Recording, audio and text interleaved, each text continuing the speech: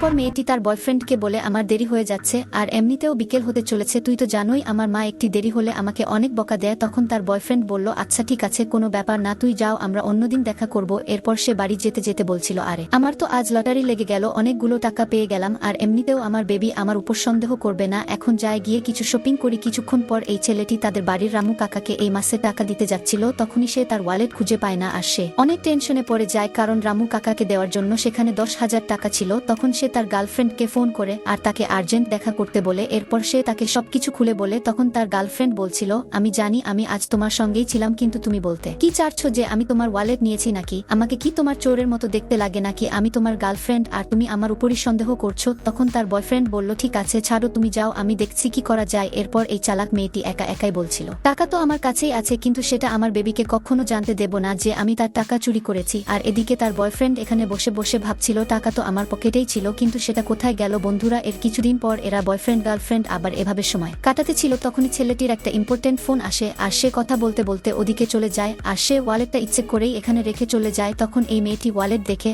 আর তার মনে আবার লোভ জাগে আর সে ভাবে আগের বের যখন চুরি করেছিলাম তখন তার কোনো মনে হয়নি, আবার তো আমার হাতের পাশেই সুযোগ আছে। এরপর সে আবারও ওয়ালেটটা নিয়ে নেয়। এরপর ছেলেটি ফোনে কথা বলে এসে তার গার্লফ্রেন্ডকে বলে চলো রিঙ্কি কিছু খেয়ে আসি। তখন হঠাৎ দেখে তার ওয়ালেটটা এখানে নেই আর তার সন্দেহ একদম ঠিক হয়ে যায়। তখন রামু কাকাকে ডাকে আর রামু এইসব কিছু ভিডিও করছিল আর তাকে এই ভিডিওটা দেখায়। তারপর ছেলেটি তার গার্লফ্রেন্ডকে বলে দেখে নিলে তুমি নিজের চোখেই নিজের কাজ, আরে তোমার টাকার প্রয়োজন থাকলে আমাকে বলতে আমি দিয়ে দিতাম, কিন্তু তুমি এটা অনেক ভুল কাজ করেছো আর আজও একই কাজ করতে যাচ্ছিলে। আরে কিছুদিন পর তো আমরা বিয়ে করতে যাচ্ছিলাম আর বিয়ের পর তো সবকিছু তোমারই হতে যাচ্ছিল, আরে আজ আমি জানতে পারলাম মেয়েরা সত্যি টাকাওয়ালা ছেলেকে কেন ভালোবাসে। তোমাদের তো কিছু নেই, শুধু একটু সুন্দর হলেই ভালো টাকাওয়ালা ছেলে পেয়ে যায়, আর আমাদের ছেলেদের যে এই টাকা ইনকাম করতে কত পরিশ্রম করতে হয় সেটা ছেলেরা ছাড়া তোমরা কলিযুগের মেয়েরা বুঝতে পারবে না। এরপর সে তাকে ছেড়ে চলে যায়। বন্ধুরা, এই ভিডিওটি যদি ভালো লেগে থাকে তাহলে একটা লাইক দিও আর এমনই ইমোশনাল ও রিয়েলিস্টিক ভিডিও দেখার জন্য চ্যানেলটা সাবস্ক্রাইব করে পাশে থেকো। তোমাদের ভালোবাসাই আমাদের সবচেয়ে বড় শক্তি।